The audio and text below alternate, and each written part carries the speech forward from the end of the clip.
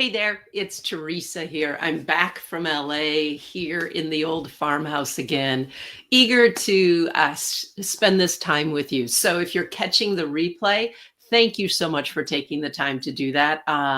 And if you're joining us live, please be sure to just type into the chat and say hi, let me know who's here. Plus that also has me know that everything is working technically. So I'm eager to have this conversation with you today. When I was out in LA last week, I was working with my coach, Jeffrey Van Dyke, and Kylie Slavic too. And it was a storytelling weekend for the big idea that I have about how we need a new creation story to create a new financial story in our lives. A part of the talk that we'll be doing in August, the live stream from the Gary Marshall Theater to a live audience in Burbank, California, pretty cool, is going to include stories. So this past week has been a time of like having stories that I haven't thought of for years start to resurface. Hey, Susan, I'm glad you could join me.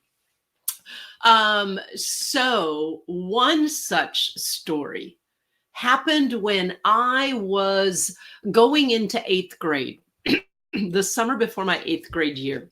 It was in Fairmont, Minnesota. And just a year before, Fairmont had opened this Olympic size indoor community pool. And that spring, my family had moved, my parents and me had moved from the house I grew up on Lake Avenue, right on the edge of Lake Sisseton, to a house on Park Street. And because Park Street was closer to the pool, my mom said I could ride my bike to the pool to go swimming. So that's what I did. I was having a blast out in the deep end of the pool, horsing around. We had a high board and we had a low board, jumping off of both of them. And I swam to the edge of the pool. And as I pulled myself up, I looked at out the windows, because there were these windows out onto like a deck area outside of the pool.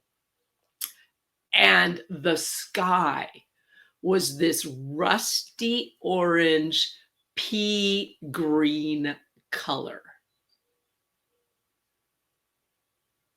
The knot in my stomach was immediate. And my first thought was, I have to get home. So I went running along the pool edge, despite the rule that you're not supposed to run.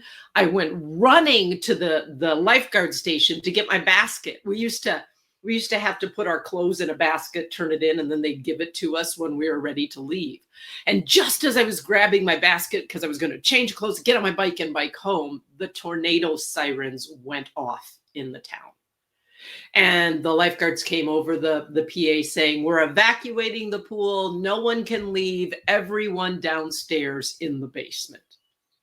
Well, that knot in my stomach was now a full boil, churning with fear. We went down into the basement of the pool area, and then the lights went out. To say that I was scared would not even register on the Richter scale of fear that I was feeling in this moment. Now, you have to understand background. I was deathly afraid of tornadoes. For my entire first, second, and third grade year, I had nightmares almost every summer night about tornadoes. It might have been the Wizard of Oz, I don't know. And here I was in the basement of the pool. The tornado sirens were going off in the dark. Now, there were kids younger than me at the pool that day. Hey, Ann, glad you could join me. And so I tried to be brave. I put up a good front. I kept telling them and everyone else, it's going to be okay. It's going to be okay. It was all an act. But I thought I needed to do that because I didn't want to scare others. I didn't want to worry others. You know, I was supposed to be strong and brave, and I'm pretty good at putting on an act when I need to. And then suddenly, into the dark, where there was only kind of like emergency lights in the basement, I hear this booming voice. Teresa Fraser, are you down there? It was my dad's voice. I let out a yelp and went running up the stairs, where Dad grabbed me and said, "We have to go," and whisked me into the car and brought me home. My dad had come out in the storm to get me, so I wouldn't be afraid, to make sure that I was safe.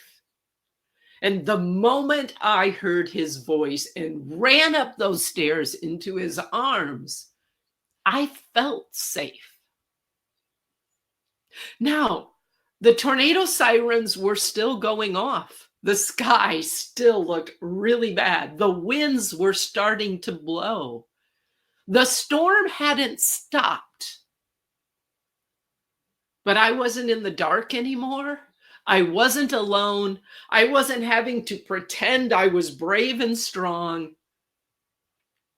I felt safe because my dad had come for me, and the storm was less scary alone.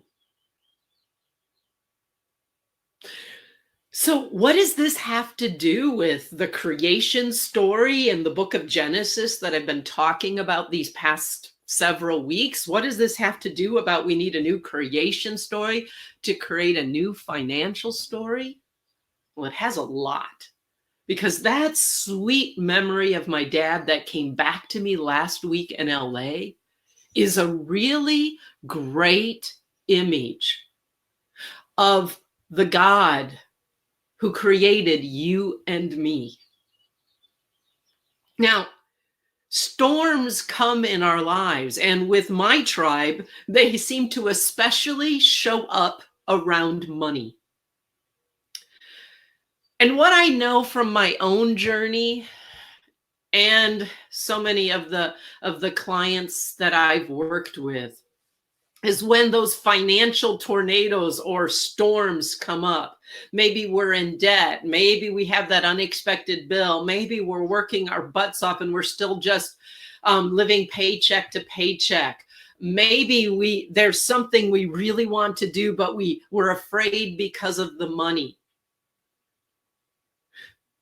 We have a tendency to do exactly what I was trying to do downstairs in Fairmont Community Pool. We try to act brave. We don't want anybody to know we're scared. We don't want to worry anybody.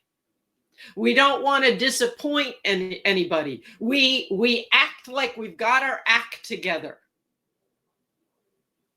But the truth is, all of that just has us feel even more scared. Can you relate? Are you with me? Are you following me? Hey, Kamala, glad you could join. Glad you liked that story.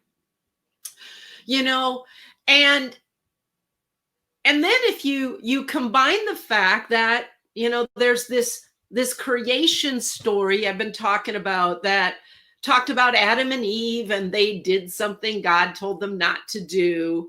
And then they were, banished from the garden. And suddenly in the Christian tradition, there's this narrative of a God who's out there in heaven, not here with us on earth. And if we do things right and live life well and we're good and do what God asks, then one day we'll get to be with God in heaven. That's not the story of my dad coming to get me at the pool. The real creation story, the empowering and abundant creation story, gives us an image and an understanding of the one who created us as being the one who comes running to get us in the midst of the storm, who comes running to find us when we're scared and afraid, who is here to tell us that we're safe even in the midst of storms. Now, when you couple that with something that I know has happened for me and I'm still recovering from, truthfully, and I know it has happened for a lot of people who grew up in a traditional Christian religion, there's all these messages about how God and money don't go together. You can't serve God and you can't serve money. And there's this split form. And when that happens, if the storm you're going through or what you think you're doing wrong or what you're afraid of or scared of has to do with money, we're all the less likely to bring that to God, or more accurately, to let God come to us and be with us and support us in the midst of our financial upheaval and storms. Is this making sense? Give me a yeah if you're resonating with this, if you can identify with this. I'd love to hear. And so we can go through life like ignoring the sirens and warning signs that are there for us, saying there's a storm brewing, something's not right, the scarcity that we experience around money. You know, truth be told, I'm a theology major. I've loved God all my life. And it was really only this year, I'm not even going to say in the past year, this year, that I finally began bringing my money fears, concerns, worries, needs, desires to God in prayer. Somehow in my head, it's like God and money didn't compute, which is why I'm incubating this big idea, because I know I'm not alone. And somehow to bring money issues to God was like, money isn't spiritual. God is spiritual. Money is of this world and God is of heaven. There's that split again. And yet the truth is that God ain't out there. God comes to us right where we're at, wanting to support us and guide us and protect us and help us find our way through the storm safely. Call that abundance, call that well-being, call that, getting out of debt, whatever you want to call it. Now, sometimes all we have to do to open ourselves to that, to run up the stairs to meet the God who's calling to us, is take time in the midst of all our stress and struggle and trying to fix it and make things happen and work so hard, is to actually take some time to just be still and open ourselves to God's love and guidance and support.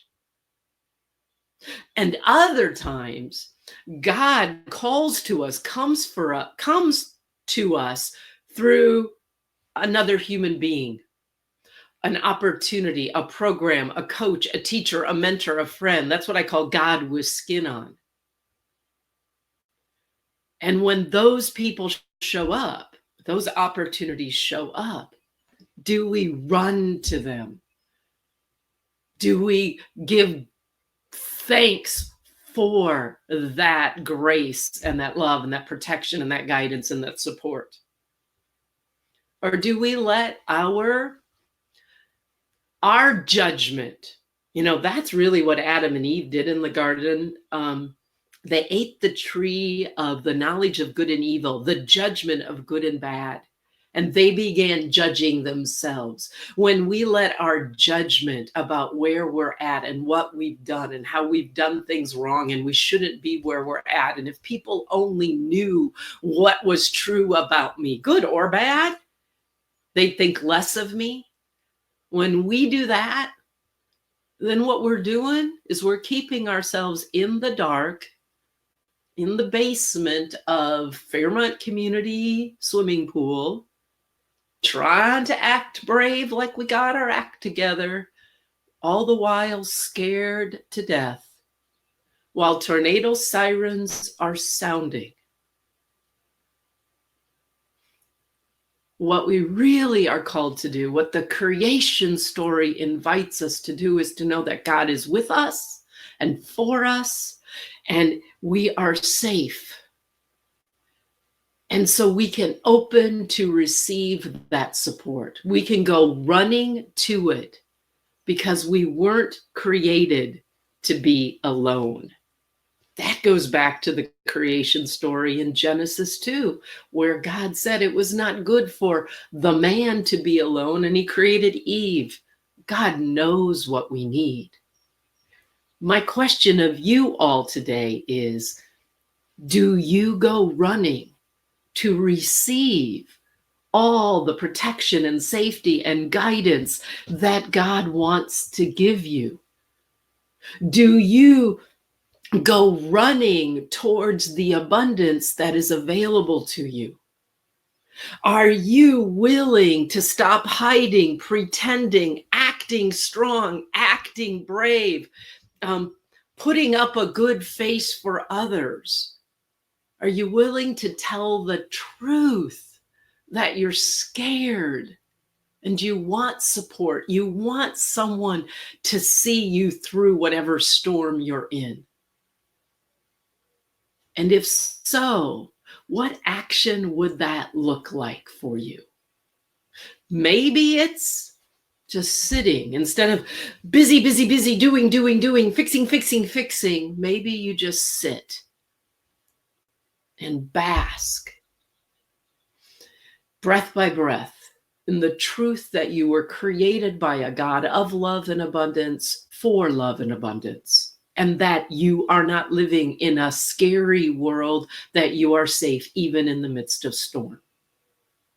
Or maybe it's a concrete action for you to take so you don't have to be afraid, alone in the dark anymore. Maybe that's getting some clarity about money. Maybe it's making that phone call you've been afraid to ask. Or just maybe, and this is simply my invitation to you, maybe you'd like me to be like a God with skin on, calling you to safety. In which case, I would invite you to go to www.claimyourmoneypower.com and apply for a free one-on-one discovery session with me. See if I can be like my dad to you to help you through your money tornado, storm, thunderstorm, scarcity. So, whatever it is, whatever coming out of the dark and running towards the light and towards safety and towards a God who loves you, running into a new creation story where you don't have to be afraid, even if the storm is still swirling. I pray you'll take that action today. And if you're willing to really be courageous and let yourself be supported with it, then I would encourage you to type down what one action is for you today. That's the equivalent of you saying, I'm not going to be afraid in the dark, acting like I have my act together any longer. I'm going to open myself to God, or God with skin on, so I can feel safe and protected and make it through the storm. Share that here, and then I'd love to celebrate it with you. Kamala's sharing more and more, but not always. I heard some of those storm warnings over the last weekend, and was able to sit still and invite God in. Great. That's the default. When I'm scared, at least my default is to get busy so that I don't have to feel afraid, and I'll just get doing things because that makes me feel like I'm in control because I can be doing something.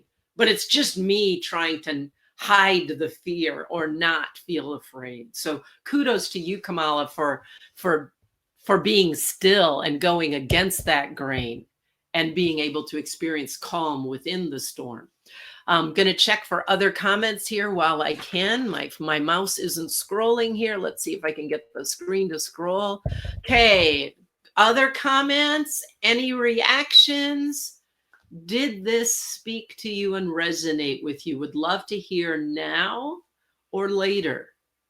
We need a new creation story, a creation story that has us know that we live in a universe that is safe, that we are created by a God who is loving and is safe and protects us and is with us, so we can find our way through the storms. Boy, that's bringing back a song that we sang in high school.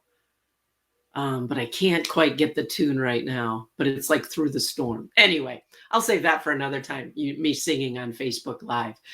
Thanks so much for joining me. Sure appreciate it. Hope this is stirring stuff in your heart. And I'm going to put that link in the comments once I hung up to claimyourmoneypower.com. So if you would like me to go, hey, I can support you, want to explore what that would look like, then sign up for that free discovery session. And I'll be back next Wednesday sharing something else that's coming up for me about money, God, and you making the connection by going back to the original and abundant creation story and understanding of God, yourself, and the universe. Blessings on your week. Thanks so much for being here.